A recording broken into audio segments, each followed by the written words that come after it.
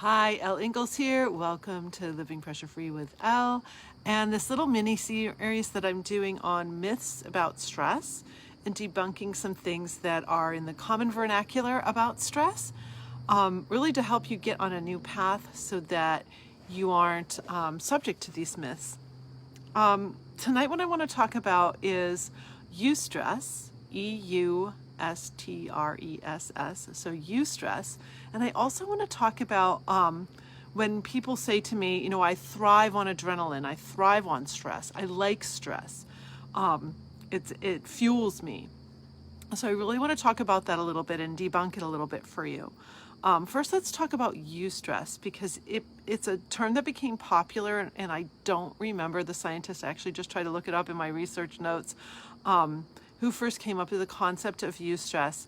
After that initial paper came out, psychologists then, or researchers, psychological researchers actually came out and said that the whole idea of eustress was false. And so today you'll see eustress in psychology textbooks.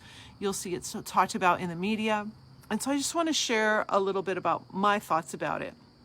So eustress is sometimes used as a term to describe when you feel very excited about something happening, like you get into the school of your dreams and you're all super excited about it, or you win the championship and there's this euphoria and you're triggering a ton of adrenaline in the moment. And so you're actually triggering the stress response for a good reason, which is interesting. Whether you're triggering the stress response for a good reason or a bad reason, when you release those hormones, you're now in the stress cycle. So that's a very important thing to note, which is why after that exuberance, you may hit the wall and feel exhausted or even depressed. I see this happen when people go to a motivational speaker and they get all pumped up. Rah, rah, rah, they're all excited, right? It's just like fantastic. And then they step out of the door and a few minutes later, hour later into the evening, all of a sudden they're like completely depleted, exhausted. I had a friend who used to work on an island where a very famous speaker through his events, and they managed the resort on the opposite side of the island. So they had when they overbooked, they had the extra people over there. And sometimes people didn't want to go back to day 2. They were sick. They were physically ill from all the hype. And so another thing about eustress is that it's good for you. Well, if you're triggering the stress response, no matter what, it's not that good for you in the long run. That moves into people who love adrenaline or are adrenaline addicts. I raise my hand because, hello, my name is Elle and I was addicted to adrenaline. I thought it fueled me. I thought it allowed me to be powerful. It is a very powerful drug and it can make you feel very powerful, especially if you move into an aggressive stance when you trigger adrenaline, rather than fleeing or freezing, trying to hide. So if your operative system is to get aggressive, you could feel like adrenaline is a great thing because you're getting more done and you're busy and you're making it happen. And so I want to kind of debunk that for you a little bit tonight. When you trigger adrenaline over and over and over again, you're continually in that stress cycle, which lasts for hours in your body. So over time, your cells are going to be dealing with it. And over time, you're going to start to see some chronic illness take shape in your body. Some people get ulcers. Some people have colitis. Some people, it's heart issues. So your heart markers start to show up not so good. For some people, cancers grow. When it comes to ulcers, by the way, I remember the history of the science of ulcers.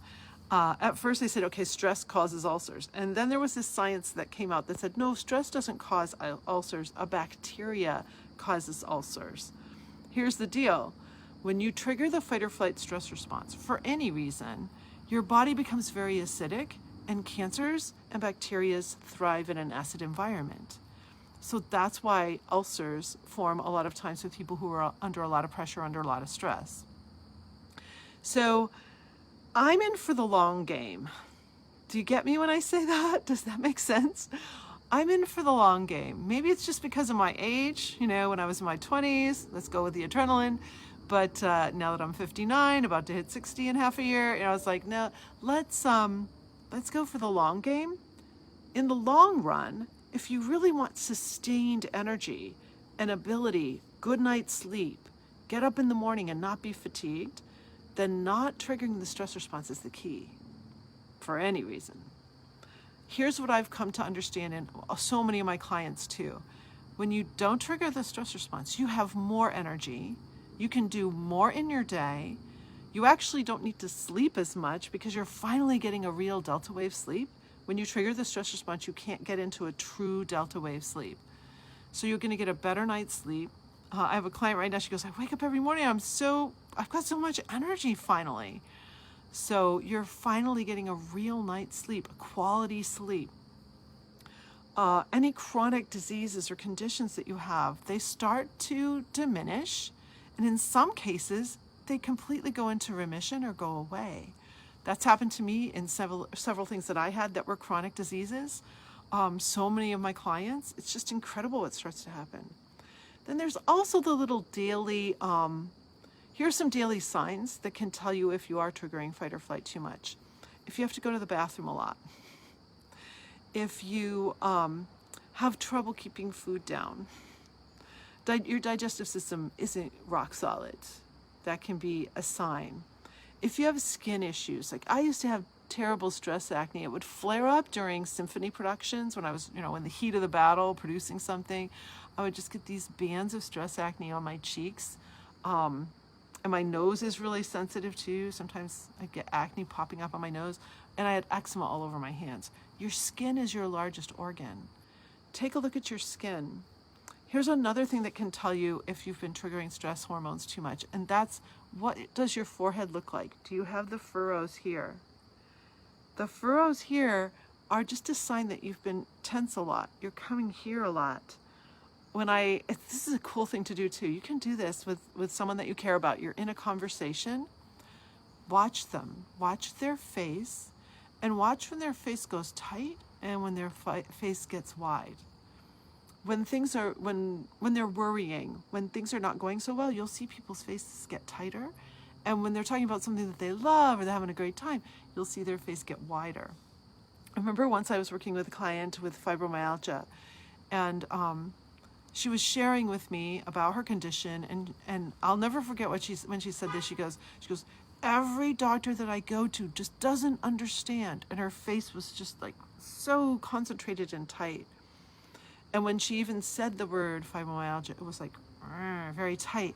And so I paused her and I mimicked back what her face was doing in the conversation so she could see how impactful that word was for her. And so I encouraged her to do something kind of wild, but every time she thought about fibromyalgia, I encouraged her to go wide with her face and even put a little smile on, instead of going tight. Because if she was going tight like that, chances are her abs were tight, which is telling her brain to go into fight or flight. She was in a fight against the disease, but the fight was causing her to trigger the stress response, which causes inflammation in your body. Huge catch-22. Do you feel like you're in a catch-22? When I look back at my life, I'm like, oh my gosh, I was in a huge catch-22. I couldn't get out of the stress cycle because thinking about the fact that I was stressed made me worry more. So it was like continually in the 24-hour stress cycle, triggering again and again and again, keeping me locked in it. And so eustress, loving stress. Most of my clients, by the way, are high achievers. They love challenges. They love stressful situations. They love to tackle the big things. And so what I say to them is, you're not going to go from being a type A kind of person to a type B. That's not how pressure free works. Your personality is going to stay the same. You're just not overreacting to the small things. You're not triggering fight or flight where it's unnecessary to trigger fight or flight. So does that make sense? It makes you feel empowered from the inside, which is really incredible when you start to rock it and you start to understand what's really going on in your body. So at Pressure Free, we teach you how your biology is informing your psychology. We help you get get out of the anxiety, depression cycle. The stress hormones are the cause of it. ADD, ADHD, anything with a D on it, all has its roots in the release of fight or flight stress hormones. So let's get to the root of the problem. Let's get to understand what is causing you to trigger fight or flight. That is the beauty of Pressure Free, and that's what we do here. And it's, wow. All I can say is if you haven't had a one-on-one yet, let's do it. What are you waiting for? Don't wait for don't wait for the wake-up call. I did something on LinkedIn about this. Like, don't wait for the wake-up call. You know, the heart attack or the disease coming on you, the type 2 diabetes coming on you. Don't wait for the wake-up call. Learn how to stop overreacting, how to stop the stress response now, and let's see what kind of quality life you get to have in these next few years, these next few decades. What's really possible for you. So don't wait. And how about your relationships? Like, don't wait till a relationship falls apart. Do it now. Life is now. It's important to act now. So if you haven't had a one-on-one with me and you want to experience that, just go to my calendar, speakwithelle.com. Let's have a conversation. You will never feel pressured to take my courses. If it feels right for you, I will encourage you to do so, because this is your life. And I truly believe that you deserve to have an incredible life, a fulfilling life, a beautiful life, where you don't have to use substances to feel good. You don't have to harm your body to try and de-stress, if that makes sense. So I hope this is helpful. I hope you're enjoying this little series on some myths about stress. Tomorrow night, I will do another one. Have a great day. Bye.